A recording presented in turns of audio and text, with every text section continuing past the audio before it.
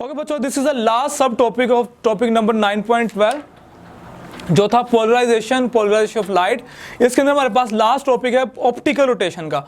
Okay बच्चों, optical rotation क्या चीज़ है? जब हमारे पास प्लेन पोलराइज्ड लाइट जो है जब सम क्रिस्टल्स में से गुजरती है तो वो उसकी प्लेन को क्या कर देती हैं, रोटेट कर देती हैं। प्लेन ऑफ पोलराइजेशन को क्या कर देती हैं, रोटेट कर देती हैं, उसके अंदर रोटेशन ले आती है। जैसे कि एक डायग्राम आपके अंदर बुक के अंदर बनी हुई है, आपकी बुक के अंदर पेज नंबर 210 के ऊपर बनी हुई है, इंफॉर्मेशन, इंटरेस्टिंग इंफॉर्मेशन के नाम से।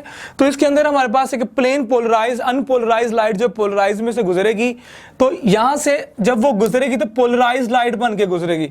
और यहाँ पे हमारे पास सम क्रिस्टल्स लाइक शुगर सोल्यूशन है, जब इसमें से गुजरती है तो इसकी प्लेन्स को वो क्या कर देती है, सम डिग्री या मैनी डिग्री क्या करती है, रोटेट कर देती है। उसके अंदर रोटेशन आ जाएगी सम डिग्री थीटा के ऊपर जो है, या मैनी डिग्रीज ऑफ थीटा के ऊपर। तो ऐसी क्रिस्टल्स या ऐसी सब्सटेंसेस हमारे पास ऑप्टिकली एक्टिव सब्सटेंसेस कहलाती हैं। Optically active substances. तो बच्चों ऐसी सब्सटेंसेस हमारे पास क्या कहलाती हैं, ऑप्टिकली एक्टिव सब्सटेंसेस। उसमें से एग्जांपल जो है सोडियम क्लोराइड है,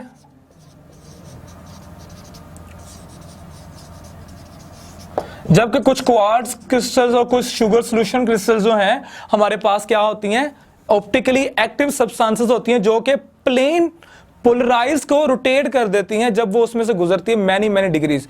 तो few millimetre thickness of such a crystals can rotate the plane of polarisation through many degrees.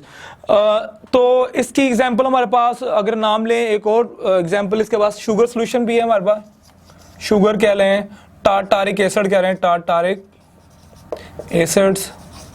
तो ये तमाम के तमाम सब्सटेंसेस ऑप्टिकली एक्टिव होती हैं और वो प्लेन पोलराइज को रोटेट कर देती हैं। ये फिनोमिना जो है हम प्रैक्टिकल एप्लीकेशन के अंदर हम यूज करते हैं to determine the thickness, to determine the concentration of the solution. किसी भी सॉल्यूशन की कॉन्सेंट्रेशन को फाइंड आउट करने के लिए हम ऑप्टिकल रोटेशन का फिनोमिना जो है हम लैब्स के अंदर, अपने इंडस्ट्रीज के अंदर यूज करते हैं।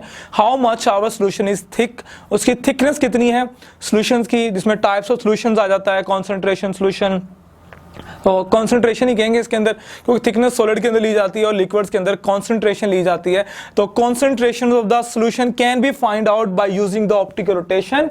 How can we use this? We will have sum of solution and we will pass out the polarized light through that solution and we will see that how much degrees happen, how much degrees changes, कितनी degrees जो है change होता है।